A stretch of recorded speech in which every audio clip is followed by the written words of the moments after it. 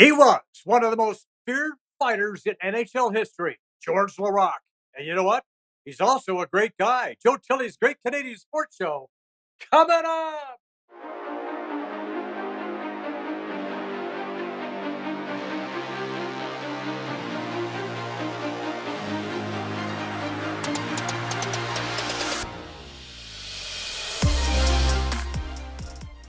Our guest today was born in Montreal, played in the Canadian Hockey League for Granby, where he won the Memorial Cup. He was drafted by the Oilers 31st overall in 1995, played 13 NHL seasons, 695 games with Edmonton, Phoenix, Pittsburgh, and Montreal, went to the Stanley Cup final twice, one of the toughest enforcers ever, and a member of the NHL's Diversity Coalition. Ladies and gentlemen, welcome to the program, George Laraque. George, great to have you here, my friend. Thanks for having me, bro. Yeah, it's great, buddy. So I know that you're the son of Haitian immigrants. So how do you get from being a son of Haitian immigrants to playing a sport like hockey?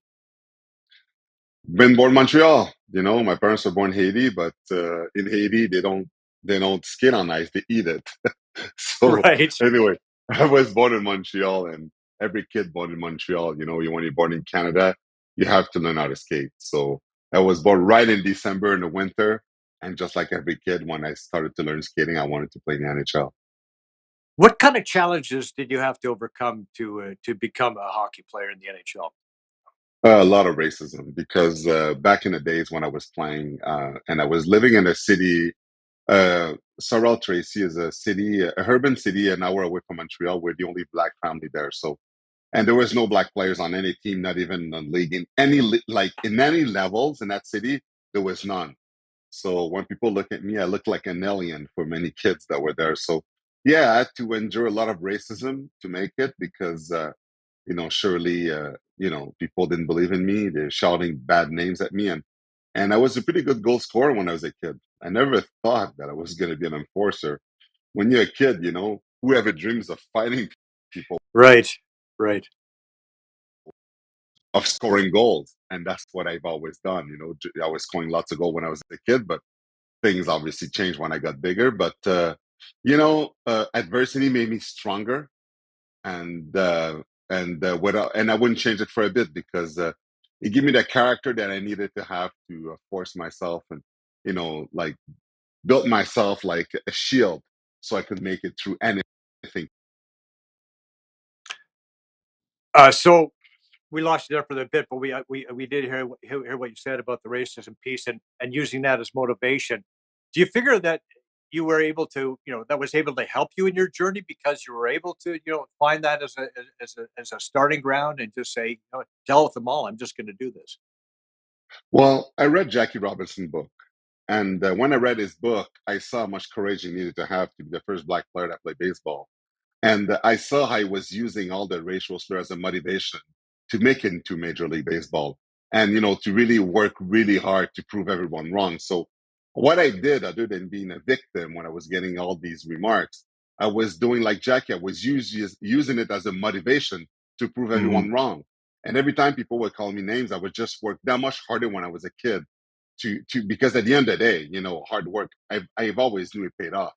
And like Jackie, I was like, okay, that negative energy, let's just work even harder to get some steam off because I couldn't find anyone.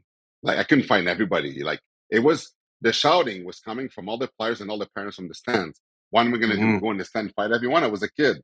Mhm. So you know Mhm. what? I just used that energy and I played harder in my sport and it made me a much better player. Well, as you mentioned, you were a goal scorer when you started out. So who were the hockey players that you looked at as these are the guys that I want to be like? Who are your heroes and mentors? Well, like everyone, Wayne and Mario, you know, it's funny that I was the furthest from the players that they ever were, but looking at what Wayne and Mario were doing, and Mario played in Voisin Laval, like right there. I lived there in Quebec, so Right. all the thing that he did was incredible. So we all wanted to be like him, but yeah, unfortunate after 13 years, I wasn't quite like them, but at least I played in the NHL for a long time. Well, you played in the NHL a real long time and a lot longer than a lot of players who, have maybe had a little bit more talent, but didn't necessarily have your work ethic. Another thing I found out about you is you're a vegan, and which is I think a lot of people would find that to be a surprise. Probably I did. And how has that benefited you in your career? Well, okay. First of all, like, how can I say that? When you're a kid, right, and you have a vision to be making it to the NHL, right, and as I told you earlier, I read Jackie Robinson's book, and my parents didn't want me to play hockey, and they didn't know anything about the sport. It's just that when you have a tunnel vision, right, the outside world doesn't matter anymore. Often we always say, it's like, like what you sent to the universe, this is what's going to happen. And I was doing that at a very young age. So anything else didn't matter. Yes, I had to fight like when I got older, to make it to the NHL. But whatever it took to be there, I had to do it because my tunnel vision when I was a kid, I was telling everyone, I'm going to be playing the NHL. And it didn't matter what people said. I didn't matter what people were around me were saying. I was like, watch me. Even my parents didn't believe in me. I told them, Right. watch me. And then that's the thing, because I didn't have support from them. They didn't want me to play. People were shouting stuff at me, and I was alone. I remember going to the rink in the winter on my bicycle, like, slipping in the snow, getting up and going. I was totally alone. My parents didn't go to the rink Hmm. anymore because I was getting called the N word so much that my parents were going to fight with everyone in the stand. So they thought it wasn't a good environment, and they figured, well, our son's just going to quit. No, Hmm. if I Hmm. quit, they win. They win. And again, you don't live your life for other people, right? So many people live their Right. life for other people. They listen to people, don't do this, don't do that, don't do this, don't do that, because, oh, you need that probation to pursue your dream. No way. No. I was like, I'm going to do this to prove everyone a point, to prove myself a point. I was not going to use any distraction, any reason to show everyone that they were right. We live in a country where so many parents are pushing their kids to be hockey players, right? And you know what? And That and the is so ones who are wrong. successful, I know the ones who are successful. It comes from in here, doesn't it? Like this is where it Actually, has to come from. I gotta say something regarding that. This is Hmm. sickening. I can't even go Hmm. watch minor hockey anymore because parents in the stands are yelling at ref. They're running at their kids. They're giving money to their kids if they're scoring goals. They think their kids are the next Connor McDavid. Let your kids have fun. There's no pressure right now. There's enough pressure when you turn pro. You don't know what's going to happen, So Hmm. all those parents that are doing that, it's bad. There's so many kids that when they get older, they quit because of all that pressure. It's Right. insane. I could just imagine that kid sitting on the bench, his dad yelling like that. How ashamed he must be in front of all his teammates, in front of everyone. And in every league that we go to and you see games and stuff, it's always the same parents. You always see them, the same Hmm. one Hmm. yelling, same one that are, and it's so sad. It's sickening to me, and they should be banned from the rink ever. It's Right. so wrong. And I'll go even further than that. In this world, there's people that are just not meant to raise children. Right. Right. Right.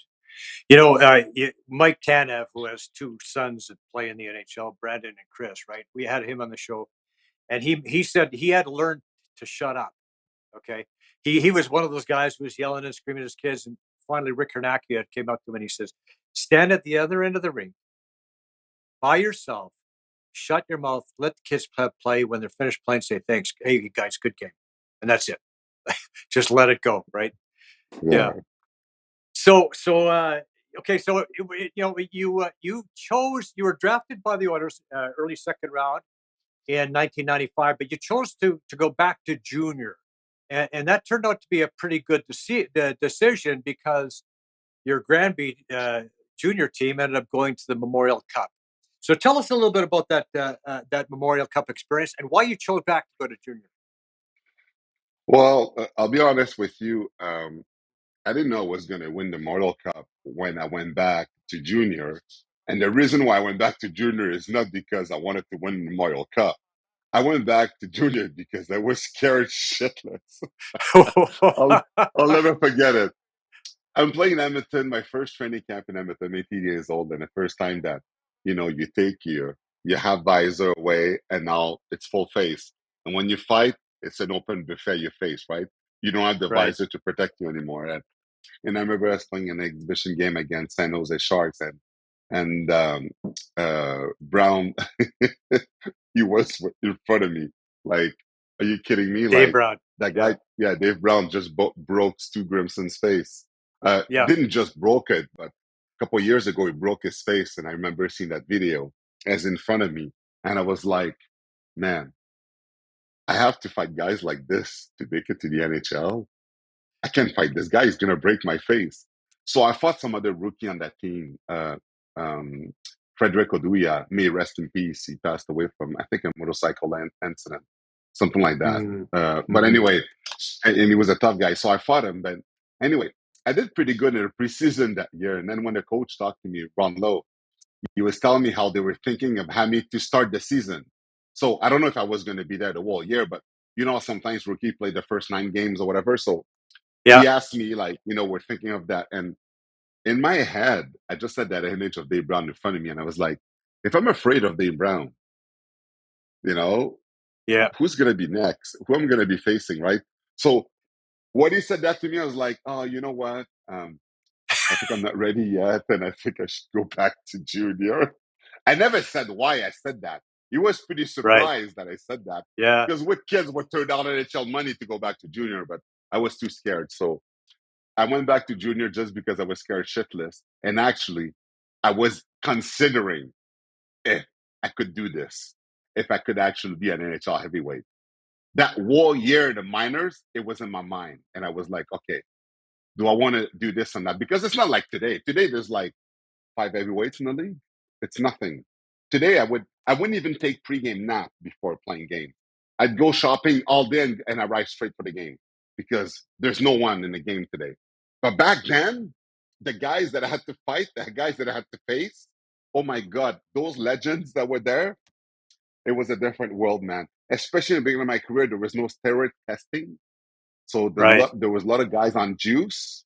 And I remember going to the PA all the time saying, we need to test these guys. Yeah. And they're like, George, we're protecting the players. We're the PA. We're not going to do this. We're going to use it as a bargaining chip with the NHL, but we're just going to implement something that will hurt some of the guys. But anyway, that was back then, and NHL changed a lot. Changed a lot, but yeah, those are the type of stuff that I had to worry about. So I went back to junior another year, and then after that, when I came back, you know, playing the AHL kind of helped me work my way up to get ready to fight men's because fighting in junior hockey is a joke. When you're as big Hmm. as I was, you know, being the toughest guy in junior was nothing, and it truly wasn't impressing anyone in the pros. I never thought I was going to have the reputation that I got in the NHL. You just you have to be a warrior, right? And I hated fighting, but I figured if I hate it, I might as well be the best at it, so I don't have to do it as much. Because if people fear you, they're not going to want to fight you, so they won't take liberty against your team. And that was perfect. If you have a guy that fights 40, 50 times a year, it's because he doesn't scare anyone, he's not hurting anyone. So then, people will want to fight him all the time. So that was my mindset. I hated it, but you know what? Let's be the best at it so that way I won't have to do it as much. So that you're in the AHL where you played for the Hamilton Bulldogs, that would got you ready for the NHL, didn't it? So coming out of the AHL, you knew you were ready to take on some of the big boys, didn't Yeah, well, the AHL is like, it was a good stepping stone to get ready for those heavyweights in the NHL because it's different level. Junior hockey was a joke. AHL was obviously tougher because they were men's, but NHL is another level. So, and working my way up like that made it easier because like once you get into the NHL, man, and these guys that were there's 2, 3 guys per team ready for you. It was tough, and Nobody showed me anything. You go in there, you gotta find your own style. You gotta figure it out. And one of my biggest victory with over 200 fights in the NHL, never got a concussion and never got knocked out. Wow. Never lost a teeth in a fight, never got a broken nose in a fight, nothing. And that's remarkable. Never got stitches too, never got caught. That's remarkable. Find me one guy that could say that. You won't. Right. Well, you mentioned that Dave Brown was a pretty scary dude, and aside from Brown, who else might have scared you? I know one guy who might have scared you, Derek Boogaard, the Boogeyman. He was a pretty scary dude, and we No, actually but have some viz of a fight you got into with Boogaard right here. yeah, that is the first fight that I got with him in Minnesota. He just broke Todd Fedorik's face, and then a couple fights again. It was me that was fighting him in Minnesota, and it's funny because in the morning skate, the media were like, "So George, you're gonna go with the boogeyman?" And I was like, "Yeah, probably. He's probably gonna ask me." I was nervous as hell. I remember, I'll never forget it, and it was in Minnesota in front of his fan. And when he came to the face-off, he asked me to go, and yeah, it's may he rest in peace. But of all my fight that I had with him, I've always did really good. Never lost a fight against Derek Bugard. He was so tough. But the difference between me and him was the technique. I developed a technique that even though he was much taller than me, I was patient and the way that I fought and that's the way I was. I didn't get hit that much when I was fighting guys and stuff. And that's why I'm teaching a lot of guys now and stuff because fighting is not about when you look at guys fight, it's not about grabbing somebody, in a jersey and go toe to toe and you trade 20, 30 bombs each. That is not fighting. The goal of fighting is, first of all, not to get hit and to hit the other guy. And when you fight like that, you don't want to get any damage. You have a life after hockey.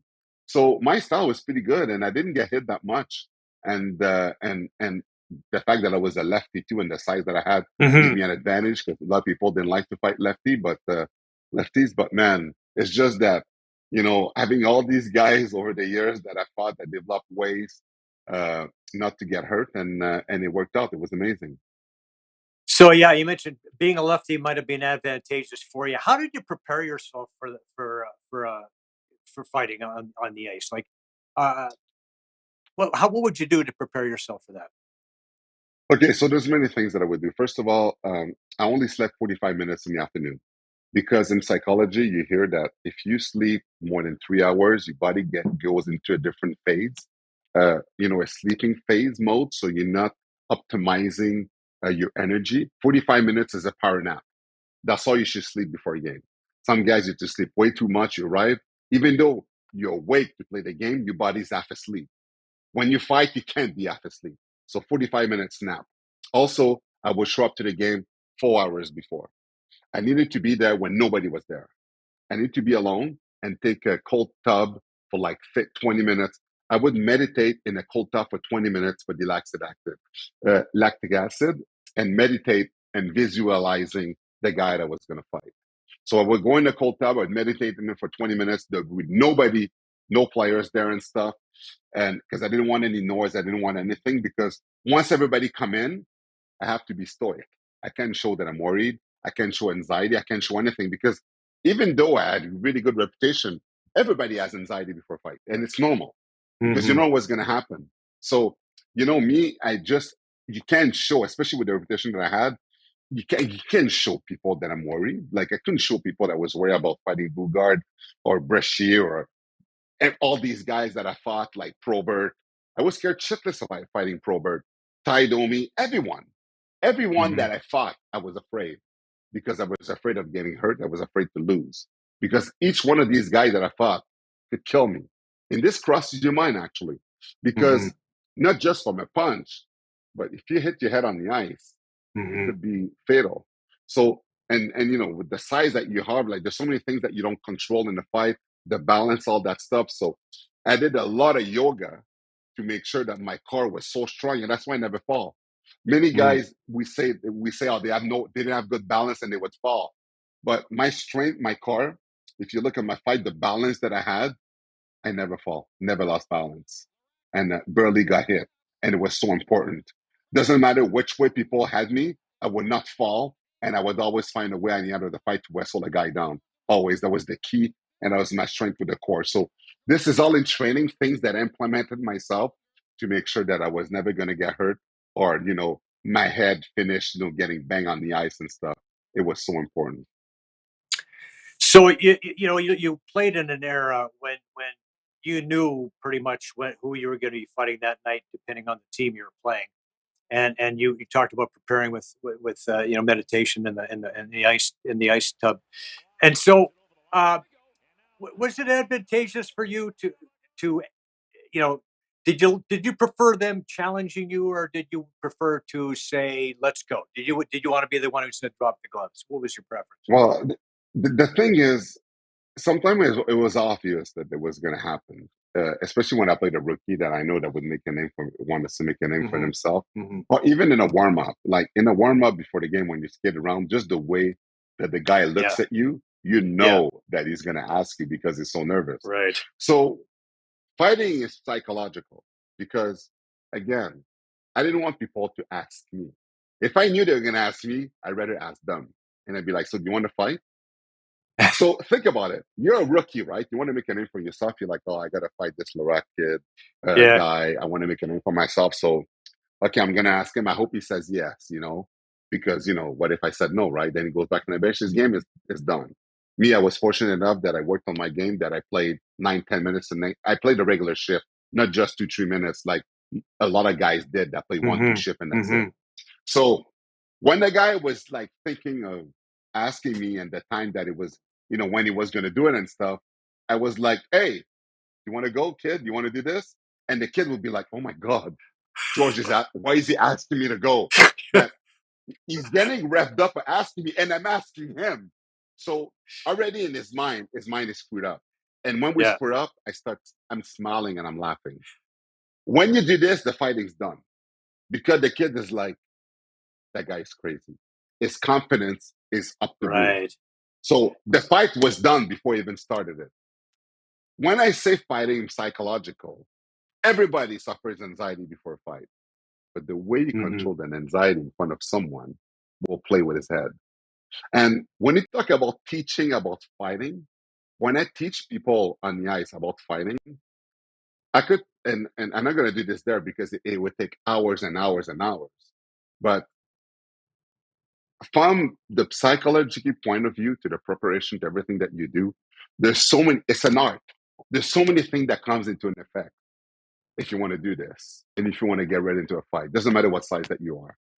And that's why over the years, in the NHL of fighting, I developed a different style and so many things that when I look at it today, it was amazing because that's why I never got hurt. So, what do you learn when you're training with a guy like George St. Pierre? Because our friend Paul Patsko dug up some video of you and George doing some training here. Tell us about how did this come about, and what do you learn from this? Well, George is a good friend of mine, doesn't live too far away from me. And I've been friends with George way before he was a UFC star. I remember back in the day, George, when he lived in Montreal, he would fly to Edmonton to train with people, train UFC. Nobody knew who he was. And I would give him tickets and jersey to come and watch the Oilers game. So I saw his way, like working his way up to become a UFC champion. When, as you know, many people now loves him because he's the champion. But what were you before when you needed your help, right?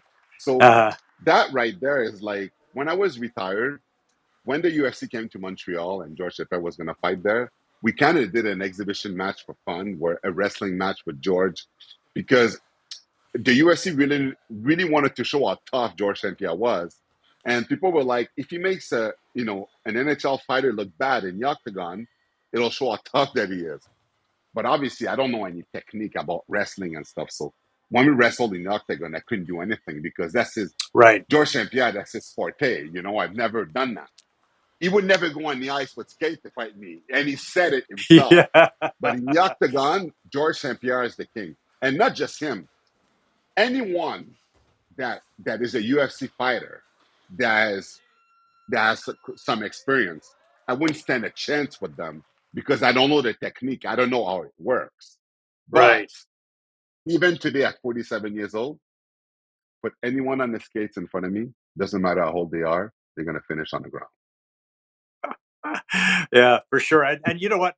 This you guys obviously weren't doing any striking there, but I know that watching you fight over the years, you could do some damage to these guys for sure if you were able to hit them.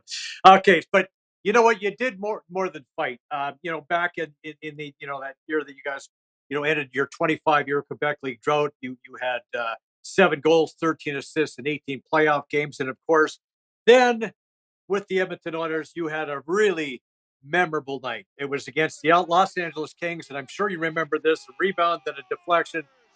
This is your first a very good night. Then it's finding the rebound in front right there, and that's the deflection. And then of That course is Blackstone. the coup de resistance right here. Look at the spinorama movement. Look at the hands on that guy, huh? That's not a fighter I'm looking at right there. That's a goal scorer's goal. What do you think of that? But tell us about that Yeah, experience for you. no, this was incredible because when I was getting hat trick before, it was in PlayStation, not in the NHL. And that game, I'll never forget it. I had 2 goals that game in a fight because I always tell everyone that George Laraque hat trick is 3 goals in a fight. That's a George Laraque trick. So anyway, after I had 2 goals, the crowd started chanting my name to go out there because there was an empty netter.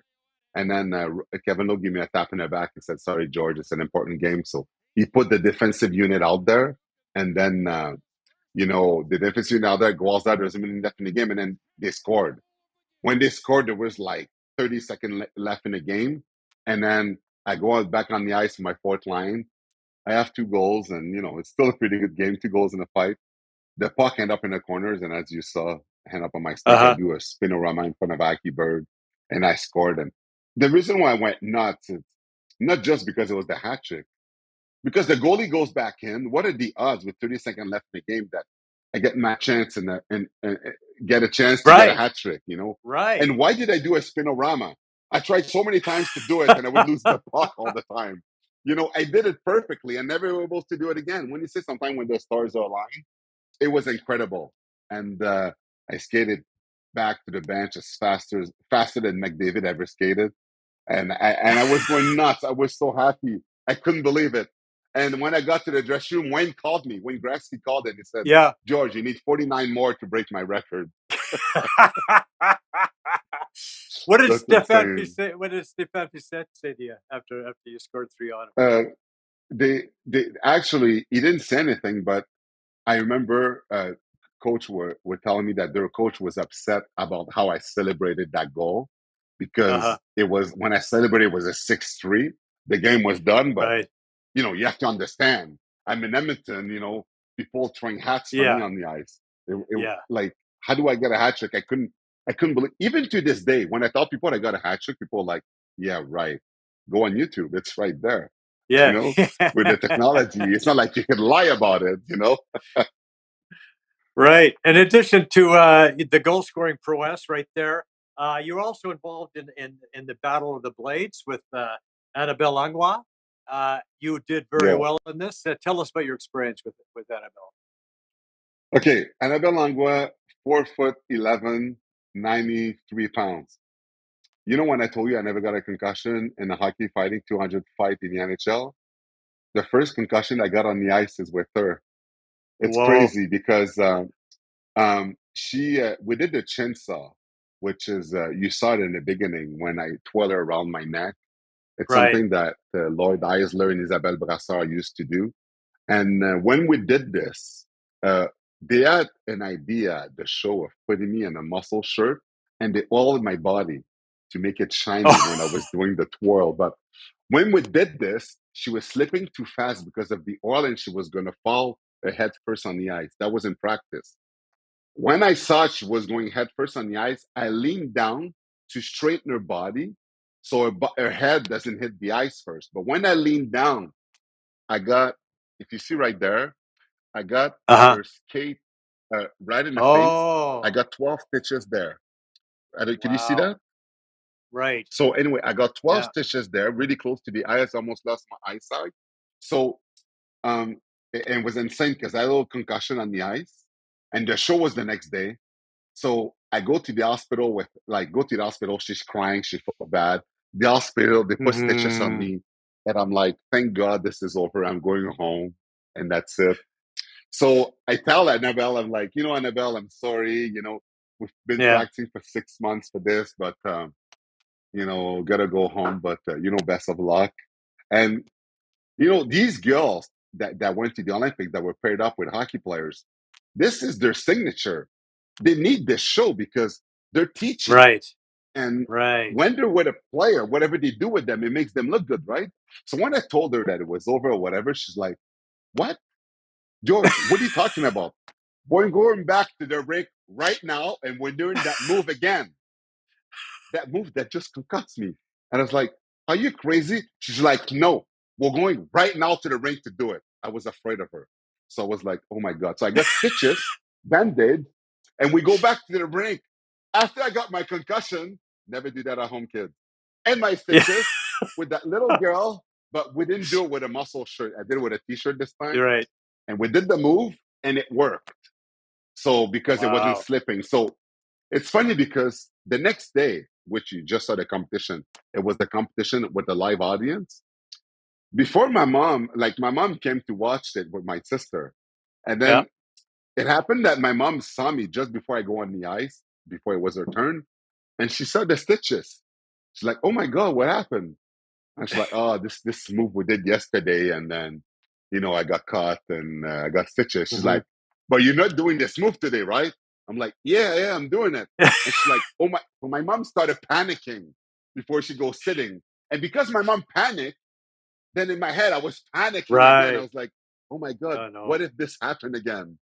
But obviously it didn't happen. It was good. But yeah, the first time I was ever scared, 4'11" girl, 93 pounds. Yeah. 200 NHL fights or whatever against some of the toughest guys of all time, and it's a little, you know, 5 foot 93 pound cuts you up. Yeah, Yeah. Yeah. yeah, Okay. exactly. So uh, the you watch the Edmonton Oilers have a really fun run this play. Is that still your favorite? Is that still a team that you identify with mostly? Is the Oilers? The fact you were drafted Yeah, with him, you scored the goals for him. Yeah. the Oilers gave me my first chance. They drafted Hmm. me first. I played there for 8 years. The team that I played there the longest, the biggest memory. I live in that city for 15 years. Even though I was playing with Phoenix, Pittsburgh, and even Montreal, I was still a Edmontonian. I had my house in Edmonton. It's only till later, after I was retired, that I decided to sell my house and go back and live full time in Montreal. But I've always been an Edmontonian at heart and fall in love with the city, with the people. And to me, it was just like, you know what, this team, those fans, especially those fans that are amazing. After Hmm. we made it to the Stanley Cup final, they went to 10 dark years of missing the playoff. And it's only when they drafted the chosen one, McDavid, that Yeah. things started to change.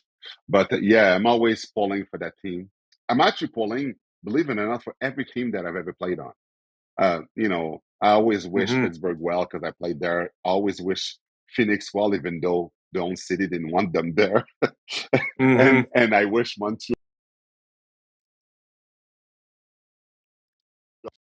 well too because I was born in Montreal and I played there too.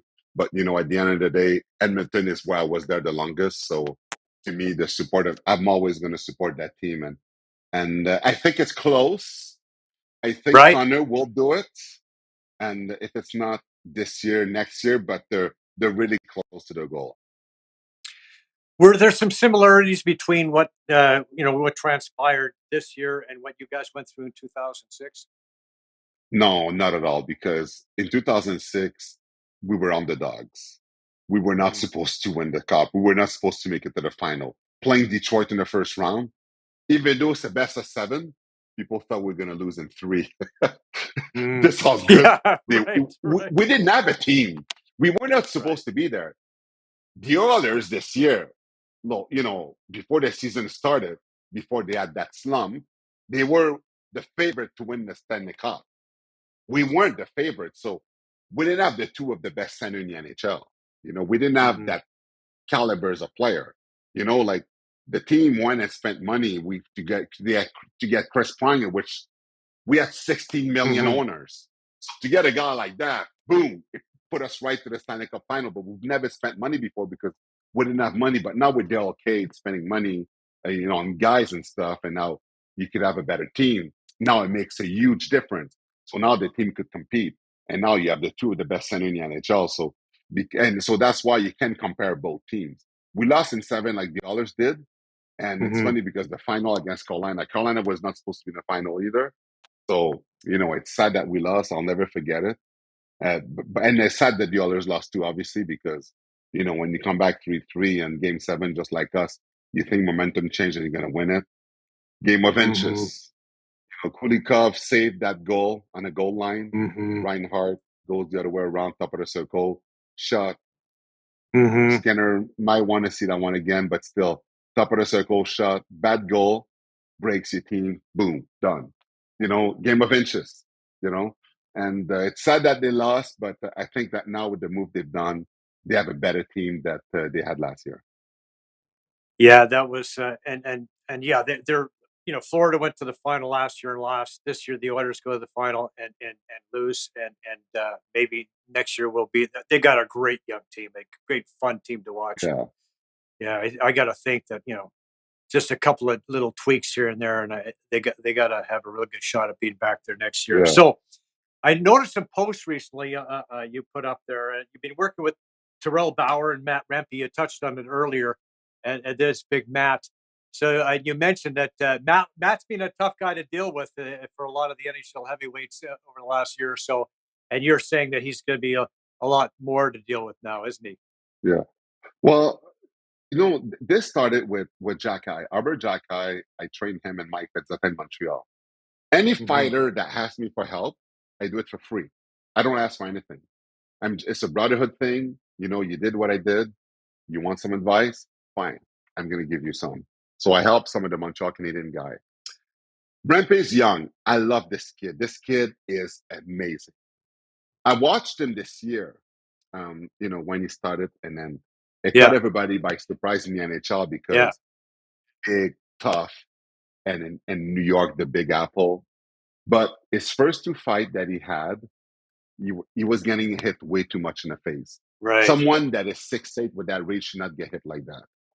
He Yeah, was willing, he go toe to toe with anyone, but when I saw that, I was like, okay, this is too much. I reached out to him and I gave him some advice, like we were writing to one another, and I was like talking about his yeah, stance and how you hold yourself in front of people or whatever. So and then he did much better with Ryan Reeves and McDermott after knowing about his stance and some of the stuff. But you can only do so much when you explain to somebody when you're writing to them, right? So I told Mm-hmm. him, anyway, in the summer, if you want some help, call me and I'll help you. So it happened that he texted me like a couple of weeks ago. He's like, hey, George, is it possible could we work together in the summer? And then it's like, actually, I'll be in Edmonton. He lives in Calgary if you want uh, get yeah. some ice time, and we'll work together that week. So he came with Terrell Bauer, and together, and he booked 3 ice time, an hour to an hour and a half each, and I thought to both of them everything that I knew. That is the most complete knowledge A to Z that I've ever given to someone. Um, both of them, Matt and Ty, watch them this year. Uh They're huh. gonna be machine. They're gonna be. I think Rempe will be a copy paste version of me when I was in my peak. That's how good he's going Ah, to be watching this year. well, I'm Watch how looking forward to unbelievable he's going to watching be that. this year. Yeah, Yeah, that's I for can't wait sure. to see it. And Yeah. it's funny because and then somebody I don't know who it is, but somebody took a video and posted it, whatever. And then there's so many backlash over this because people are like, why is he showing him? Because he asked me for help. Uh, Why is Rempe working on his game? He's actually working on his game too. Do you think he just fights to get ready? He just wants to improve something so he gets less hit. You're just doing this for money. I'm doing this for free. I don't ask for anything. And actually, the thing is, when you do this, you actually have to fight the guy. The reason why people like it is because I fight them. I could still do it. You can't just fighting is not something that you could have a whistle until somebody hit a Mm-hmm. bag. Yeah. Yeah. Forget hitting the bag in the gym. The bag in the gym is not moving. On the Right. ice, the guy is moving. So you want to teach someone, well, you got to go on the ice with them. You got to fight them. And that's the thing that we would do, which you didn't see in the video. And my balance is still the same as it was when I was playing. Obviously, I can't skate like I used to and Right. stuff, but fighting is not something that you lose. So it was amazing to work with them. I love Rampe. I love Ty. I'm their brothers now. And I'm always going to look for them. And everyone that I teach, I'm their brother. It's like a brotherhood, and you want them to do good. You don't want them to get hurt. So, and I'm happy to do so. The only crazy thing about that is my son that now got drafted in WHL with Seattle. I have to Yeah. teach him this summer how to fight, Yeah. which is insane. Yeah. It's insane. I have to teach my son and all his friends that are going to play Right. junior. I Sure. have to teach all those 15, 16-year-old kids how to fight. This is not as fun, you know. And then you know what? If I wanted to start at a fighting hockey school, I get requests every week now because of it. Right. But my time is counted because it takes a lot of time to do so. And my body, like it's funny because after the first day on the ice with Matt and Ty fighting and wrestling with them, I had to go to the physio because my back seized up. Right. My back was done. I was like, man, so they put cream in my back. I have to take pills because we're actually fighting. And actually the video they're showing there is just he's just doing uppercut, but you Right. don't see any wrestling and fighting there and stuff. So we did much more than just that. This is Yeah. uppercut when you're up close to someone or whatever. So Sure. it's not even close to what we're doing. But if you saw the fighting that we do with the graph and the grappling Yeah. and bring the guy Yeah. down and all that stuff, for my back, doing stuff like this that is not natural, that I haven't done in a long time, with guys that are strong as these two guys, it was tough. It was awesome though. But when it was done, my buddy was like, "Okay, George, let's take a break for a while." Well, and you're doing other things than just teaching fighting now these days. I know you've been involved with a lot of charitable causes. You took a group down to Haiti, campaigning for World Vision. You helped rebuild the Grace Hospital in Port-au-Prince, Yeah, and yeah. and you're playing some road hockey with the guys here. That looks like you had a pretty good time down You know, I okay. Every team that I played on in the NHL, I've always had someone assigned to me for charity work and I remember I had a schedule for charity work every week because I wanted to do as much as I could. You could ask any team that I was on, any team. Someone assigned with a schedule to do 3, 4 charity work a week. there. Some guys do maybe 3, 4 charity works a season. I would do that a week because when I was a kid and I was fighting racism and I wanted to make it in the NHL, I'm very spiritual and I used to pray to God to give me the strength and the chance to make it in the NHL. And I used to tell him, when you do, because I know I will pay it back. I will pay it forward. Mm-hmm. This is my way of paying it back forward. So every team that I was on, I did as much charity work as I could because I wanted to be thankful to God and if you love the fans, because everybody loves hockey because you love the fans, you love the support, right? The best thing Right. you could do to show them support is support their kids that are sick, supporting their Yeah. different charity causes that are helping them, right? Because there's things in life much more important than hockey, and especially much more important than fighting. And that's why to me, charity work was so important because this is when I could really show the person that I was in the inside. Because hockey is a sport, well, we're entertainers, but there's things in life much more important than hockey. And I was very happy that I could have an impact. The thing that I want people to remember about my career is not even the people that I fought and what I did, is the work that I did off the ice. This is where it really Mm-hmm. matters to me, and that's what really comes to my heart. Well, you're talking about helping other people's kids. Hey, we're all God's kids. They're all God's kids, and we get a chance to be of service in that way. That's fantastic. And also the NHL Diversity Coalition, another organization you're involved with. I know you're heavily involved with them as well. Is the league doing enough in terms of diversity? They are now. That's why this group was created. The leagues try to open up more in the states because We got to break that stigma as hockey is a white man's sport, and we need to grow the viewership in the States. You look at the viewership, those TV rights that the NFL, the NBA are signing, but the NHL, we're not even close to these numbers because the viewership is too low because African Americans are just not watching it. They're watching Right. NBA, they're watching football because there's more representation, but no one is watching hockey. But if you want hockey to grow, well, we have to show the hockey is for everyone. So those initiatives that we do, we go through like we go to so many different cities to bring hockey to kids, play hockey, introduce hockey to them, and talk about how it's safe now for them, helping them with equipment if they need to. And for the current player in the NHL and the rookies that are coming up, there's different conferences that we give to them to talk about racism and respect and all these things to make sure that no incident ever happens in the NHL. Because if you want to grow the game and you have to fight and there's some incident that happened, it's not going to help growing it. So right. So there's many things that we do with that group that everybody has different initiative to help the game grow and to show the hockey is for everyone that now with collectively and there's many current players that are joining our group all together, things are going to change for the best and it's going to surely help grow the game. Seattle Kraken have hired a female assistant coach. What do you know about Jessica Campbell? It's amazing because when you talk about growing the game, um, you know, uh, growing the game is not just with minorities, but it's also with women. And the fact that now the women's hockey, they have their professional league now, and now assistant coach women that are in there open up the door for many other women that may one day dream of coaching or be part of an NHL team. It is amazing. It's a start. Equality to show that everything is for everyone, and it's not a like it's something that the best qualified person to be in there and stuff you take them.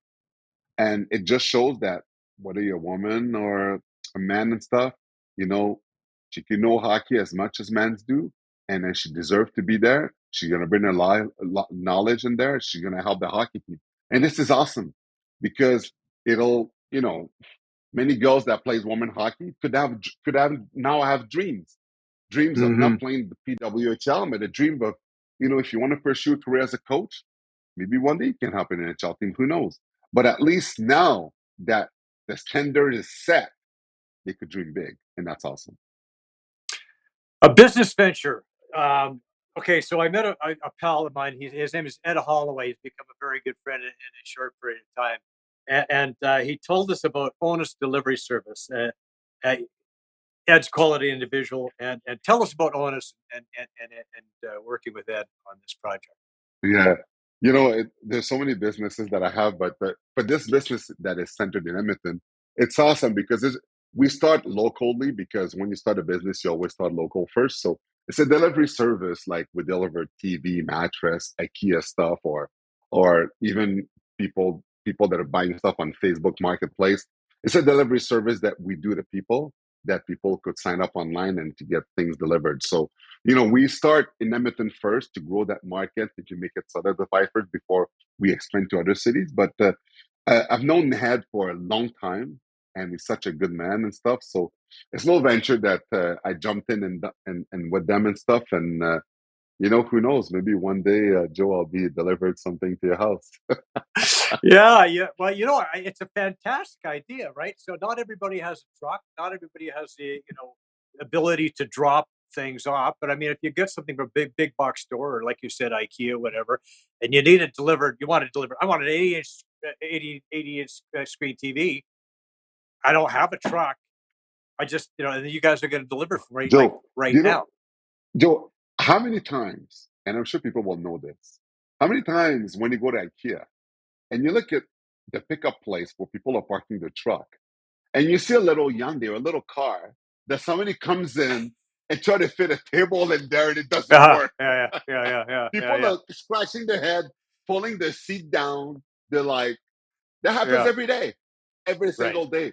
And then you play Tetris with the stuff you bought. It's not working. It takes forever. You end up breaking your thing. You put stuff on the hood of the car. It's falling on the road. Now you have a delivery service that'll do it for you, and you know it'll be much easier that way. Get stuff delivered at home, and that's it. You don't have to buy a truck. It's a great idea, man. I wish you the best of success with this, and I know Ed and and Oh, and, thank you. and Becky are pretty excited about what's going on there. Uh, I the question I like to ask all my guests is, what's the best advice you've ever received?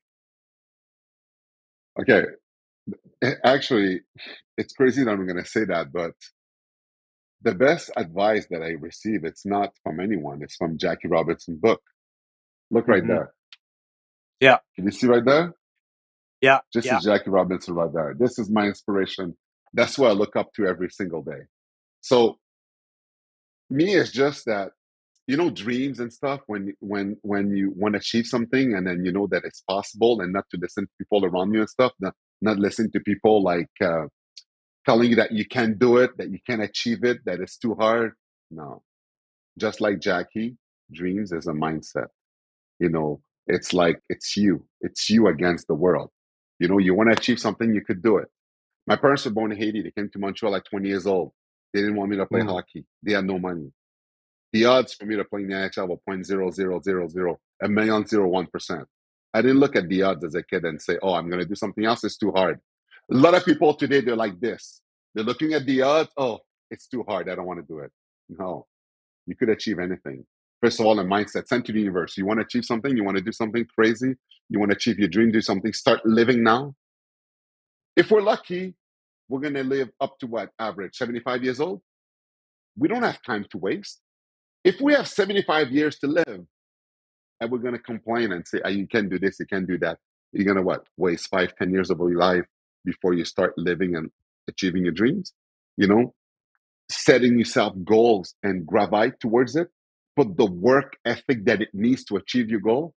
If I did that, if I made it to the NHL, this young black kid suffered racism and the parents with no support, you could achieve anything that you want.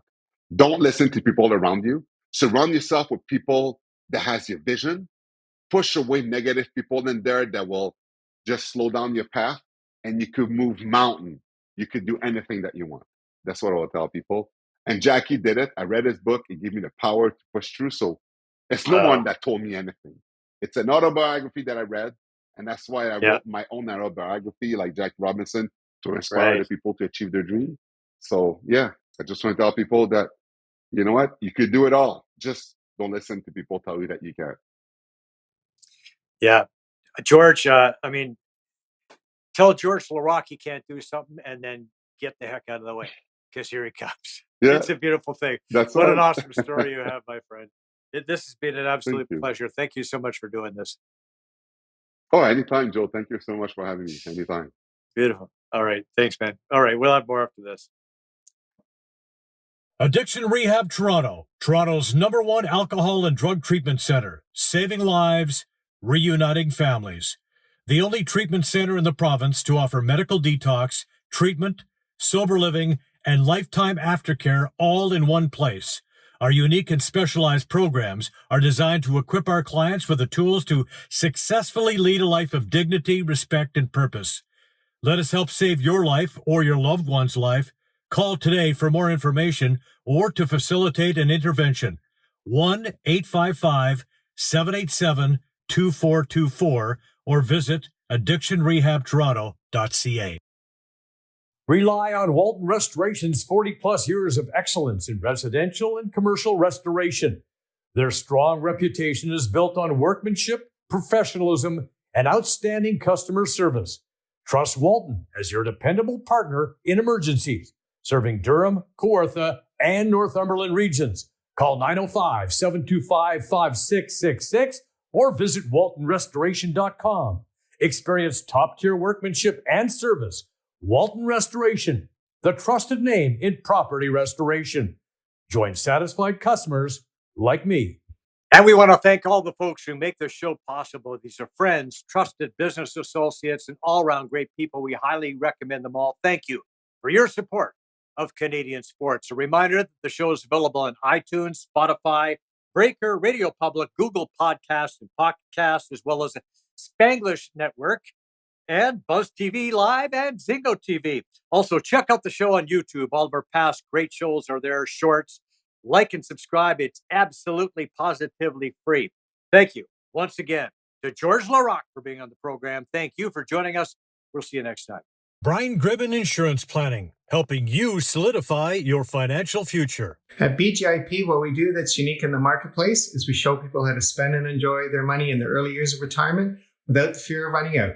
Also, we're able to do this without you having to change financial advisors.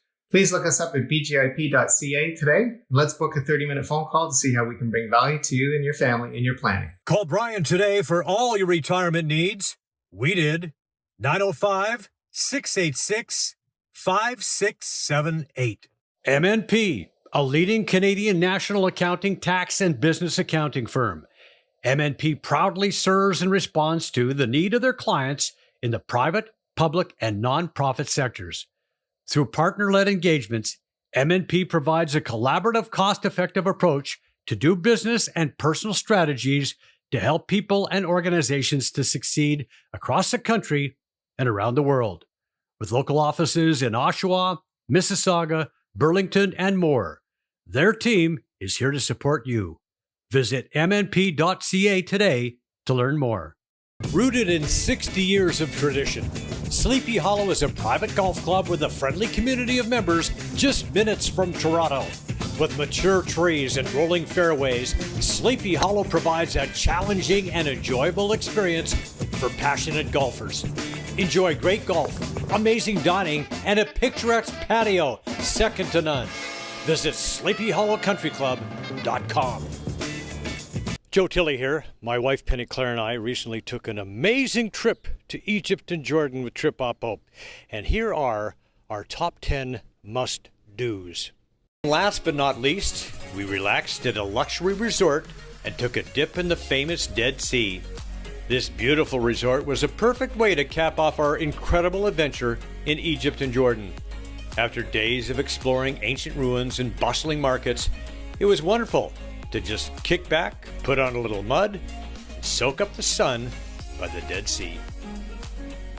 Oh, I almost forgot to mention the amazing cuisine in Egypt and Jordan. Don't forget to try the delicious local food like mouth-watering Egyptian barbecue. And the best part is that our Trip Oppo tour includes almost all of the meals, so you can indulge in the local cuisine without worrying about opening your wallet. I would highly recommend that you book your next trip through Trip Oppo. Call them today. Guests on Joe Tilley Sports receive a gift certificate from Classica Imports. Top of the line imported men's clothing. Check out the Classica Essential Collection now. Go to shopclassica.com.